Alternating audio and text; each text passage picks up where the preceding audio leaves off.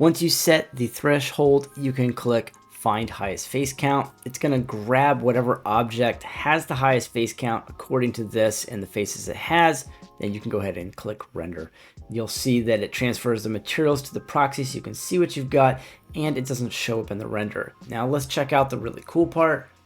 Now you're able to add custom proxies and the preset proxies that are in here. So if we were to go to trees and plants, you'll see you have a large number of things to turn the proxy into. So you can go through here, whatever matches best for you is good.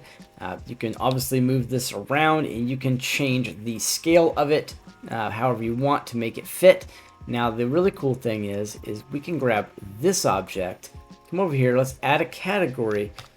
Let's call it gears and just hit enter a couple of times. Now gears is going to show up. Let's select it and then let's click add proxy.